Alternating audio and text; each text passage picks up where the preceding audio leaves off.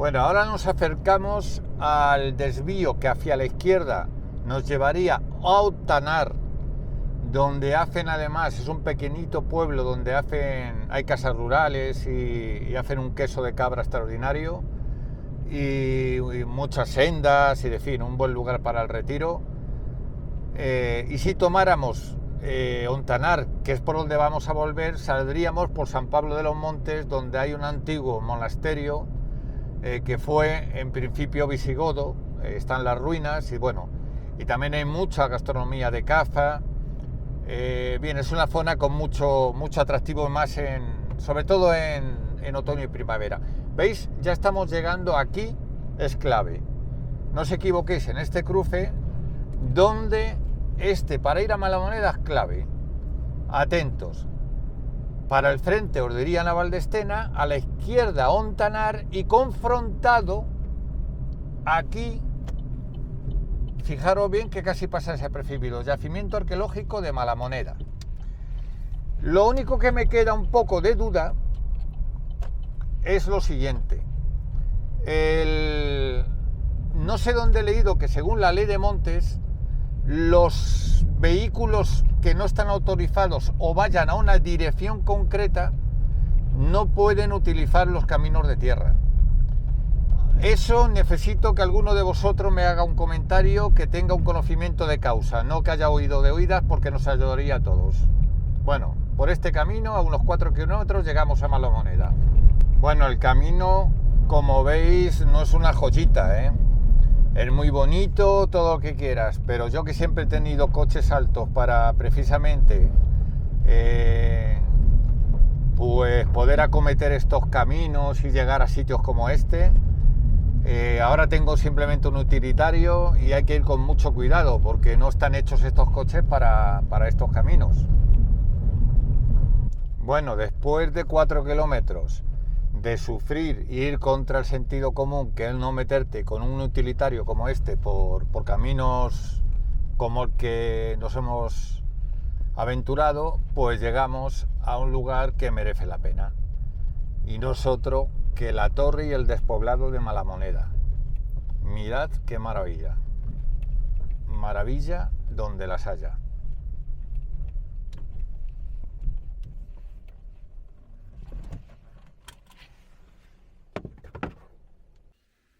Bueno, pues eso que tenéis a mis espaldas es la torre de Malamoneda. Y estamos frente al famoso despoblado de Malamoneda o Buena Moneda. Si permanecéis atentos al relato que voy a hacer a continuación, montado sobre imágenes que voy a tomar a continuación y sobre imágenes de dron, os voy a dar unas breves reseñas de la importancia de este lugar tan desconocido, que ha sufrido pues incluso rapiñas, robos e incursiones de gente que no respeta el lugar. No me gusta el turismo de lo paranormal, no me dirijo a todos esos iluminados que van buscando no sé qué tesoros y reliquias imaginarias, sino a gente que es respetuosa con el medio ambiente, con la arqueología y con la cultura, incluso con el mito, porque creo que la gente que de mi canal es de esa naturaleza y es la única gente a la que me dirijo. Vamos a escuchar y seguirme y os voy a explicar lo que es Malamoneda. El despoblado de Malamoneda se sitúa al poniente de Ontanar, municipio de los Montes de Toledo al que pertenece. Se encuentra a la salida de un angosto valle que el río Fedena orala entre las sierras de La Feral y el Puerco. Allí le sale al encuentro el arroyo Pasadero por su margen derecha, regando un fértil y en otros tiempos frondoso valle. Por la izquierda y cerca de este mismo lugar recibe las aguas de la caudalosa fuente de Barralejo. Así pues, con esta abundancia de aguas, entre las que se encuentran algunas medicinales, regaron huertas, movieron batanes, molinos harineros, curaron enfermedades y dieron vida en otros tiempos al paraje que ya fue conocido desde la prehistoria, cuyos pobladores nos dejaron muestras de su industria lítica dispersa por el despoblado actual. Así comienza su itinerario Ventura Leblic, contándonos la historia de este lugar. Hoy nos acercamos a un nuevo enigma en mi canal Iñaki Carmona, Misterio con Ciencia.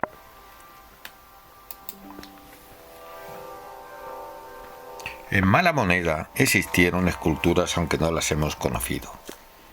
Son pueblos que encuentran sus fronteras por el sur de los montes de Toledo occidentales.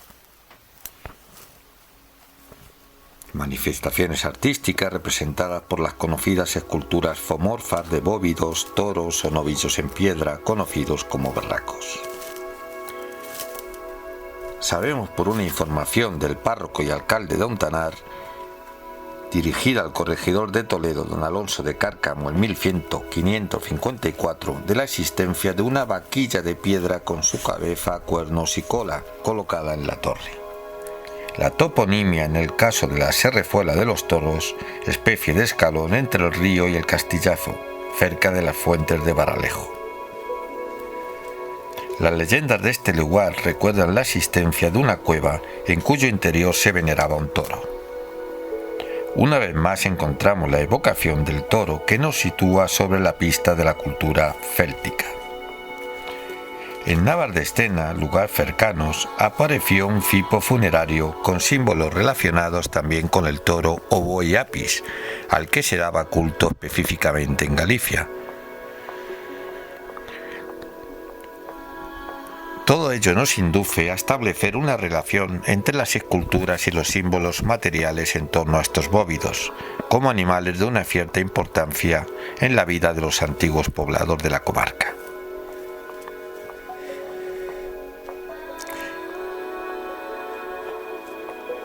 Aunque no falta quien vea en estas esculturas esvotos ofrecidos a las divinidades de una religión panteísta entroncada con la naturaleza y los ritos mágicos de los pueblos de origen céltico.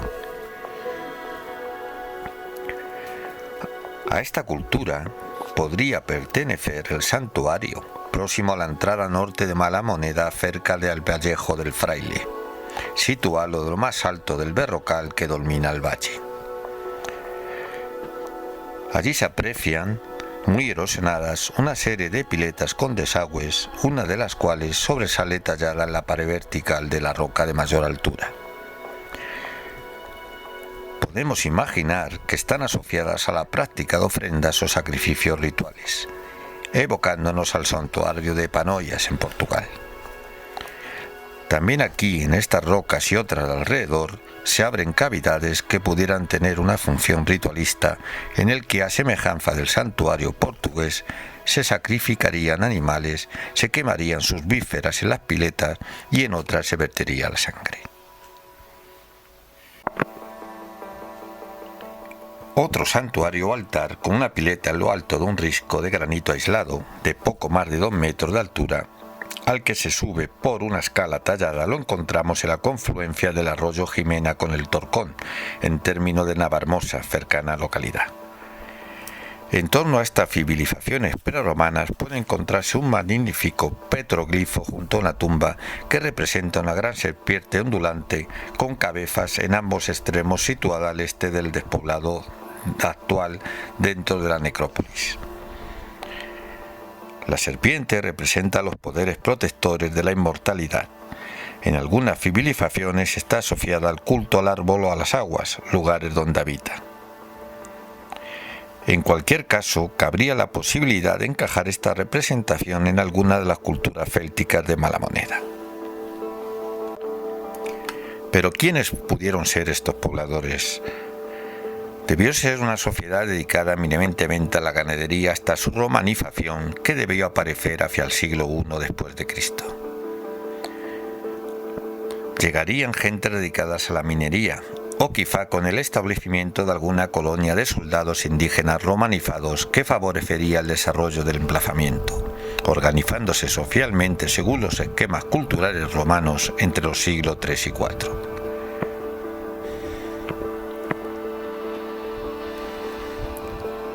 Lo cierto es que estos pobladores romanizados debieron bautizarla con el nombre de Monetén, si damos crédito a 2 inscripciones votivas copiadas en 1554 por el cura de Ontanar.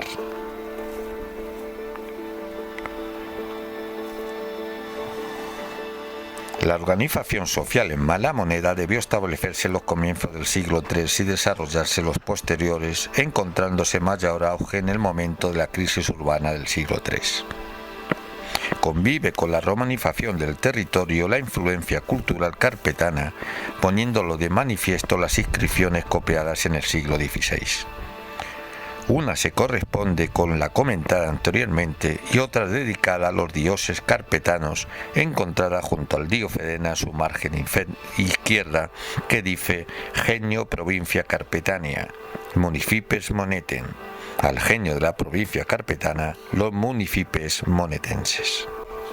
En las relaciones de Felipe II de 1596 contestadas por Ontanar, se menciona la necrópolis rupestre diciendo que hay muchas sepulturas hechas en piedras vivas de 7 pies de largo y algunas de 8, y también lo hace el conde de Mora en su Historia de Toledo, al referirse a Mala Moneda, donde apunta que hay grandes restos de edificios antiguos y sepulcros e inscripciones con letras latinas que por la antigüedad están gastadas las letras que no se han podido leer. La tradición dice que la mayoría de las sepulturas que encontramos alrededor de la torre han conocido sus antepasados tapadas con losas y que hay tradición de que en el interior de estos sepulcros se hallarían cacharros o objetos de cerámica de diferentes formas.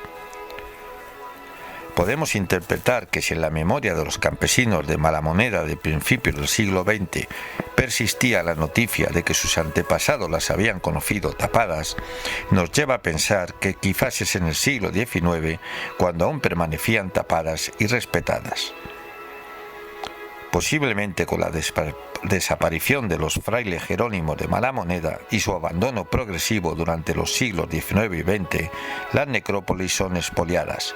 Las tapas se aprovechan por los canteros para obtener material de construcción fácil e incluso se destruyen muchas tumbas por lo cómodo de la extracción de pieza cortando sus paredes laterales. Entre las inscripciones que podemos encontrar en el poblado, ambas inscripciones, por ejemplo, aparecen de mucho interés. Una se refiere, y recogida en Hispania Epigráfica número 4, en la que dice más o menos: a los dioses manes, Cecilio Severino, de 35 años, séate la tierra leve, y junto a él otra para su hija, donde encontramos a los dioses manes, Cecilia Parata, hija de Cecilio Severino, de 15 años, aquí yace, que la tierra te sea leve.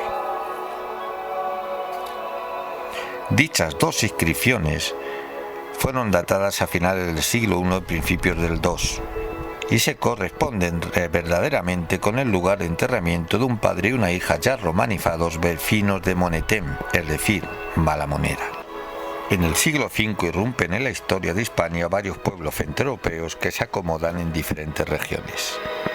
El campo se encontraba ajeno a las luchas de las oligarquías visigodas y en los montes de Toledo se hacen presentes los monasterios con el florecimiento del monacato en los siglos VII y VIII. La población de Monetén debió permanecer como un pequeño núcleo rural bajo la influencia cultural y económica de Toledo. Cuando llegan los musulmanes, las continuas revueltas de los toledanos entre 800 y 829, que contaban con una fuerte presencia mozárabe insumisa frente a los cordobeses y la presencia de ejércitos andaluces para dominar la situación en la ciudad, hizo que en estos periodos se fortificase el alfoz toledano, especialmente por aquellos lugares sensibles al paso de los ejércitos que podían llegar por el sur o los extremos orientales u occidentales. Quizá fuera hacia el siglo IX o X, cuando los hispano-musulmanes toledanos debieron levantar una torre fuerte que dominase y defendiera el paso por el río Fedena hacia Extremadura. Una vez cristianizado el lugar, bien la orden de Alcántara durante los años que nuestro despoblado estuvo incorporado a su territorio o la del Temple, debieron atender al cuidado espiritual de los colonos cristianos que allí se instalaron, construyendo una pequeña iglesia donde se dio culto a una imagen morena de la Virgen que tuvo más tarde la vocación de gracia. Los enfrentamientos entre templarios alcantarinos a causa de los territorios bajo su administración y rivalidades por el control de los pasos del Tajo restaron eficacia al avance repoblador hacia la cuenca del Guadiana. Se habla de que ya en el siglo XIV al XVI debieron existir varias familias de moriscos posiblemente bautizados, algunos de los cuales aún viven en Ontanar en 1596 y son conocidos como moros viejos. Durante el siglo XVI se hace constancia de que la población continúa emigrando al cercano Ontanar.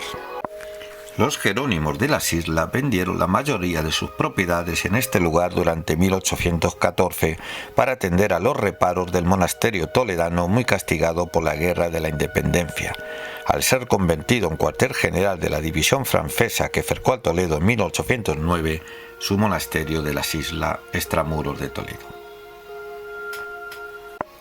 La imagen de la Virgen de Mala Moneda fue trasladada por los cofrades y su retablo a la parroquia de Ontanar. Cuentan algunas personas que conocieron la imagen que efectivamente presentaba lo que la leyenda dice un corte en una mano cuando el lugar de su aparición. Esta imagen tuvo culto en el hoy despoblado desde el siglo XIV hasta el XIX, en que fue trasladada a la iglesia parroquial de Ontanar.